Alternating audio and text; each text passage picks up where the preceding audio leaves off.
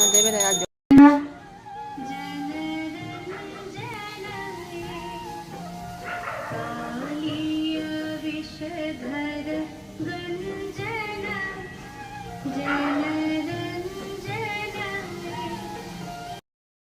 হাতটা একটু সোজা করে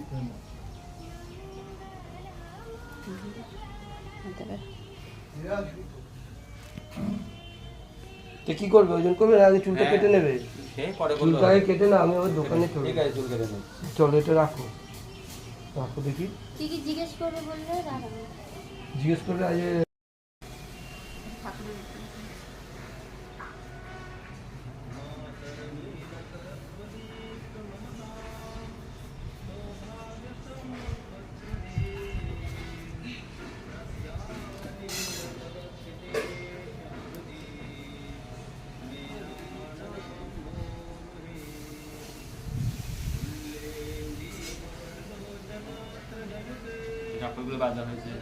দারুণ দারুণ নবযৌবন বেশে দর্শন হবে।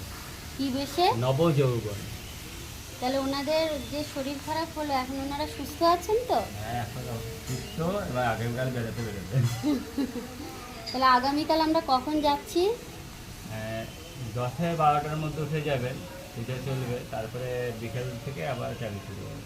তো ভ্রাজিষ্ণু প্রভু তো থাকবে রথে, তাহলে আপনি একটু সবাইকে আহ্বান জানান। 3-3:30 সময় রথ সবাইকে আসার জন্য সবাই আপনারা আসবেন, রথের দর্শন করবেন, জগন্নাথের রথে ধরবেন, তাহলে আপনারা জীবন ধন্য হবে, পুনর্জন্ম দর্শন হবে না। আর বলছে জগৎ থেকে এই দুঃখালয় থেকে মুক্তি পায় সে, যে রথে স্থিত বামনকে দর্শন করে। রথে দৃষ্টে বামন পুনর্জন্ম বিদ্যাতে। আর কালকে এমন একটা দিন যে দিনটাতে হচ্ছে ভগবান স্বয়ং ভক্তদের দেখার জন্য বের হয়। ভগবান ভক্ত দেখা যায় না, ভক্তরা অধীর আগ্রহে অপেক্ষা করে। হ্যাঁ, আর ভক্তরা তার জন্য আগ্রহে বসে দ্বারকা থাকে। থেকে বৃন্দাবনে যাত্রা করছে।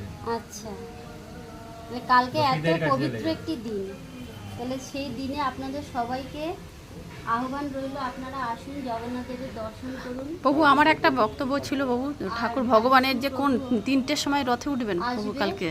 রথে থাকবে। আচ্ছা, অবশ্যই। এবার আমি আমার যত সমর্থ হয়েছে প্রভু জগন্নাথ দেবকে পুজো দিই, সেটা আপনি জানেন 12 মাসই উপরন্ত।